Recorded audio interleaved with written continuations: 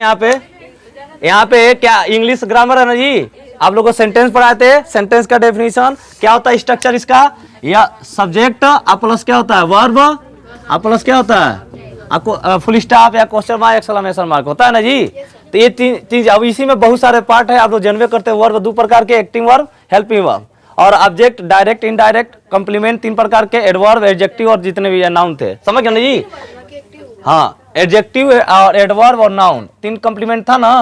यहाँ पे ध्यान से देखेंगे कैसे क्वेश्चन पूछेगा, कहेगा रीऑर्डरिंग द सेंटेंस, ऊपर लिखा रहेगा रीऑर्डरिंग द सेंटेंस। रीऑर्डरिंग माने होता है अरेंज करना, मतलब गलत चीजों को, जैसे आरोही क्रम पढ़े हैं बचपन में, कामा दे के वो अलग अलग का शब्द दिया था, इधर उधर दिया था अंक, उसको हम क्या करते थे पहले, अगर आरोही क्रम में पूछता था तो हम एक पहले लिखते थे, फिर से 2 3 4 5 6 7, यानी 1 to 100 हम कौन सा क्रम जा रहे हैं, आरोही क्रम, असेंडिंग ऑर्डर, उसी चीज को बोलते हैं यहाँ पे रीऑर्डरिंग। और 100 to 1 जाएंगे तो क्या होगा, डिसेंडिंग हो जाएगा, यानी आरोही क्रम। वैसे ही ये भी इंग्लिश में रीऑर्डरिंग सेंटेंस आ जाता है। क्या होता है इसमें, ए ओमेन, ये इसको बोलते हैं स्लैश लाइन, ऐसे खंड खंड काट के दिया जाता है, वाइज, मदर, माई। अब इसी को ब्रेकर में लिख देगा साइडवा में, a comma women comma wise comma is comma mother comma why. ये देख रहे हो, कोई सेंटेंस, कोई सेंस बन रहा है।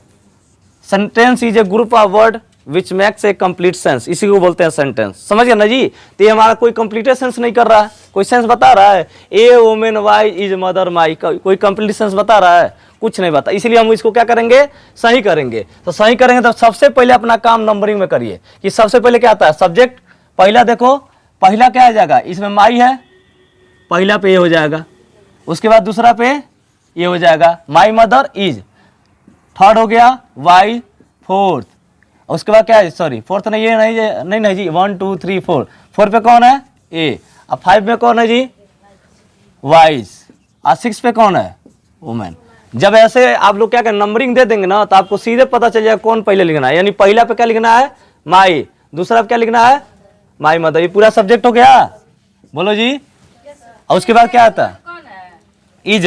अब इसके बाद वर्ब स्टार्ट होगा, हाँ हेल्पिंग वर्ब तो एक्टिंग वर्ब का ना पार्ट है जी, वर्ब पार्ट है ना जी, हाँ हेल्पिंग वर्ब लगा दिया, समझ गया ना जी। वर्ब की जगह पे तो सब्जेक्ट बाद क्या आता है, वर्ब, उसके बाद जो भी कंप्लीमेंट यूज किया जाता है, ठीक है ना जी। तो इज हो गया, तो इज हो गया। उसके बाद फोर्थ पे कौन है जी, थर्ड पे कौन है, फोर्थ पे कौन है, ए, यहाँ पे फोर्थ हो गया। उसके बाद 5 पे कौन है, वाइज, और उसके बाद 6 पे कौन है, वुमन। उसके बाद लास्ट टाइम किससे करेंगे, ये हमारा अफर्मेटिव सेंटेंस है ना, बोलो जी। जो सब्जेक्ट से स्टार्ट हुआ है तो फुल स्टॉप लगाएंगे, question mark, exclamation mark, full stop, क्या लगाएंगे, फुल स्टॉप। देखो इधर उधर, हाँ वाइज एक क्या बता, एक कॉम्प्लीमेंट बता रहा है कि वाइज हमारा क्या है, एडजेक्टिव कॉम्प्लीमेंट है, बुद्धिमान औरत है। हम तुम्हारी माता, जैसे यहाँ लिखा है, my mother is a wise woman, मेरी माँ एक बुद्धिमान औरत है।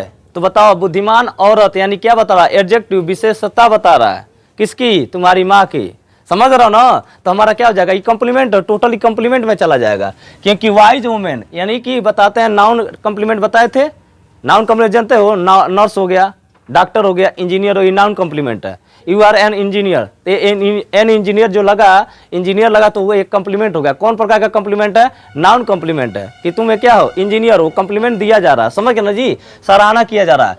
ऐसे ही डेली, टीच, माई, इंग्लिश, फादर, मी, अलग अलग दिया है ना, इसी चीज को ऐसे दे देगा, समझ, एक ही लिखे हैं ताकि आप लोग समझ सके। इसी चीज को ऐसे कामा दे के लिख सकता है। अब इसको हम रीऑर्डर करेंगे, यानी सेंटेंस को क्या करेंगे, करेक्ट करेंगे। तो सबसे पहले यहाँ माई, पहला कहाँ गया जी, माई पहला, उसके बाद फादर दूसरा, टीच कितना है जी, थर्ड, मी फोर्थ, उसके बाद 5, उसके बाद 6, ऐसे रीऑर्डरिंग कर देंगे। उस पे पेपर पे नहीं करना है, पेपर पे कोई भी मार्क नहीं ऑब्टेन करना है, समझ रहे हो नहीं, इसलिए क्योंकि पेपर पे, हाँ पेपर में मान लीजिए लिखना हो तो कैसे लिखेंगे लोग, वही क्या, नीचे वाला आंसर जैसे ऊपर वाला दिया है ना, तो खाली आपको आंसर डाल के इसको सही कर देना, बस हो गया।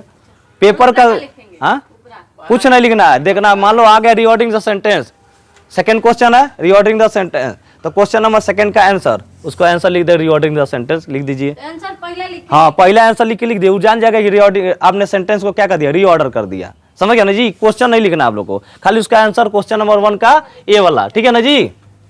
यहाँ आप देखिए, तो पहले नंबर पे क्या है, माई, दूसरे नंबर पे क्या है, फादर, माई फादर, उसके बाद टीच वर्ब आता है कि नहीं बताओ। सब्जेक्ट वर्ब क्या आता है? वर्ब में टीच हमारा क्या है? पढ़ाने की काम कर रहा है ना, पिताजी उसके पढ़ाने का काम कर रहे हैं, यानी एक्टिंग कर रहे हैं पढ़ाने का, तो हमारा एक्टिंग वर्ब आएगा। उसके बाद क्या आएगा? Indirect object. उसके बाद से ये हमारा जो भी कॉम्प्लीमेंट यूज करता है उसके बाद यूज करता है। तो यहाँ पे ये फर्स्ट हो गया, उसके बाद कहाँ गया? Second. First, second and third. Third कहाँ है जी? टीच। उसके बाद 4 कहाँ है? मी। उसके बाद से क्या है?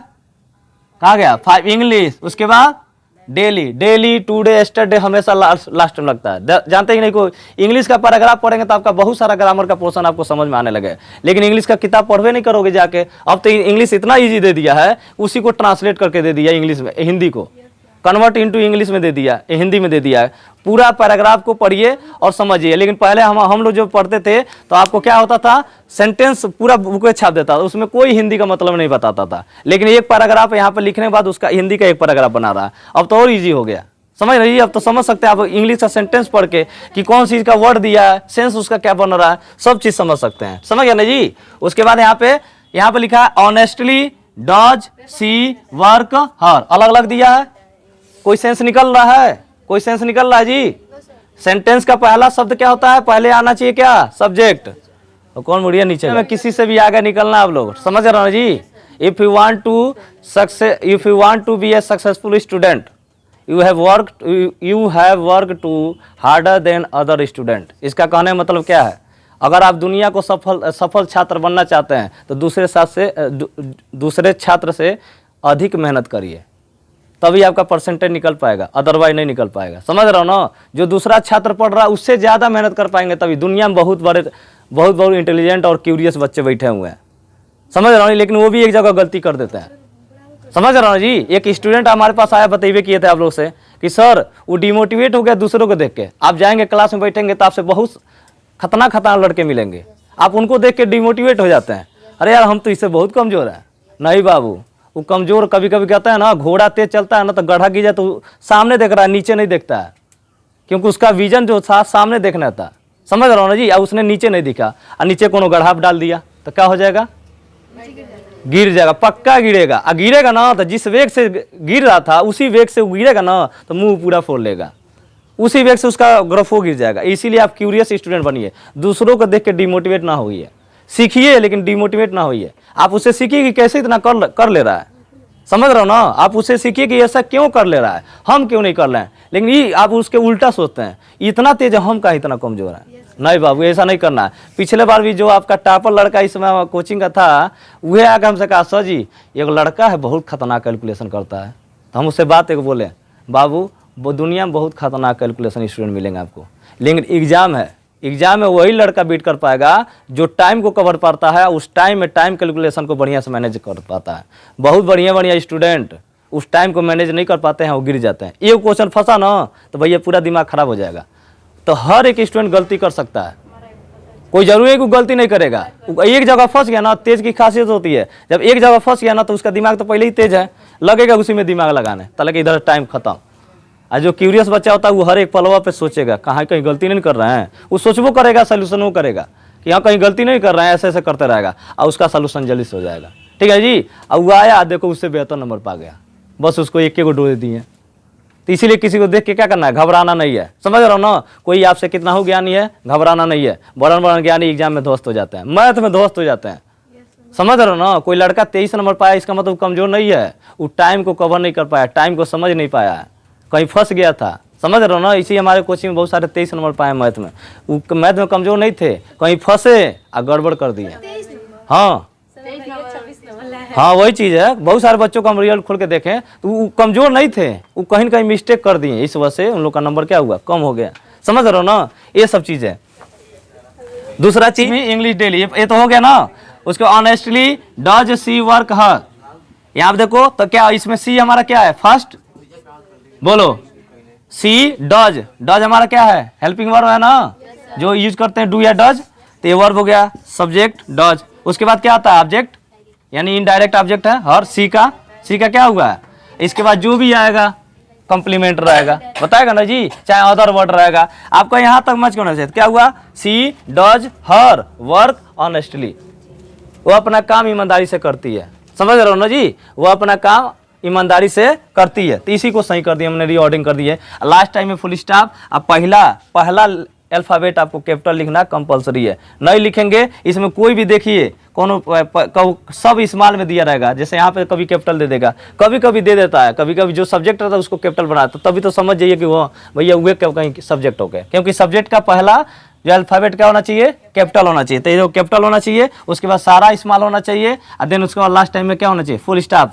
ये आपको ध्यान देने वाली बात है। पहला कैपिटल, पहला वर्ड का पहला अल्फ़ाबेट कैपिटल, लास्ट उसके बाद जो भी वर्ड स्टार्ट होंगे सब हमारे क्या रहेंगे, स्मॉल। और लास्ट टाइम में हाँ नाम आ गया तो सीधे नाम तो जानबे करते हैं आप लोग, कैपिटल में लिखते हैं, समझ रहे जी। तो यहाँ पर डेली ऑनेस्टली हो गया, फुल स्टॉप हो जाएगा। उसके बाद यहाँ पे the women, old, her, golden, bowl, sold हो गया ना जी। अब देखिए इसमें the gold women, sorry gold women हो गया, सोना और औरत हो जाएगी जी।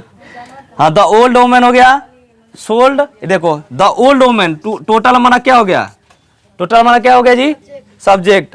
ये क्या हुआ, सोल्ड, हमारा बेच रही है, बेचने का काम कर रही है, तो एक्टिंग वर्ब हुआ कि नहीं, ये वर्ब हुआ ना। ये हमारा क्या हुआ, इनडायरेक्ट ऑब्जेक्ट। इसके बाद जो भी चीज आएगा सब अदर वर्ड रहेगा। तो देखो the old women, the old women, the old, यहाँ पे देखो द ओल्ड वुमेन। ये देखो तीन, एक ही चीज भाई, एक को सब्जेक्ट होगा, तीन को अलग अलग पार्ट, अलग अलग बांटा है। ओए क्या देख रहा है जी, एक को सब्जेक्ट हुआ कितना बार बांटा, 3 बार में। उसके बाद सोल्ड देखो इधर भेज दिया है, तो उसको हम एक इधर लगाएंगे, क्योंकि सब्जेक्ट बाद क्या आता है, वर्ब। हर देखो कहाँ दिया, इधर इधर लगाएंगे। बाकी उसके बाद गोल्डन बॉल, या सोने का कटोरा होता है, सोने का कटोरा। गोल्डन बॉल माने क्या होता है, सोने का कटोरा, समझ जी। सोल्ड माने क्या होता है, बेचना, समझ जी। सोल्ड हमारा सेल का हमारा क्या होता है, सेकेंड थर्ड फॉर्म है। सोल्ड माने होता है बेचना। हाँ याद करिए घर पे जाके, अब आके 10 नंबर थर्ड फॉर्म। हाँ नहीं नियम नहीं है, बस कम से कम। हाँ अब जल्दी से मार खाने का नियम बताएंगे अभी तुमको, ठीक है ना बेवकूफ है, कहा जल्दी से याद करेंगे। ये सब चीजें आप लोग याद करिए, समझ रहे हो ना। अब जाके कम से कम 50 गो या 100 गो फर्स्ट सेकंड फॉर्म यूज याद कर लो जो। हाँ तो हर में नहीं हो जाता, कभी टी या ना ईटेन होता है एगो, तो यहाँ पे हो गया। उसके ये समझ में आया जी सेंटेंस कैसे बना। चलो उसके बाद teacher, by, punish, he, the, was. बताओ इसमें सब्जेक्ट कौन है, कौन है जी सब्जेक्ट, ही। तो ही लिख दिए पहला। देखो इसमें था स्मॉल, लेकिन यहाँ पे क्या लिखना है, कैपिटल। बहुत सारे बच्चे गड़बड़ कर देते हैं, ही रहता तो वैसे ही लिख देते हैं यहाँ पे। ये गड़बड़ काम हमको नहीं करना है। यहाँ ही स्मॉल में है तो यहाँ पे क्या लिखना है, कैपिटल में। और इसके बाद कौन सा पास्ट टेंस है, तो ही के बाद क्या आता है, ही के साथ क्या लगता है, वाज।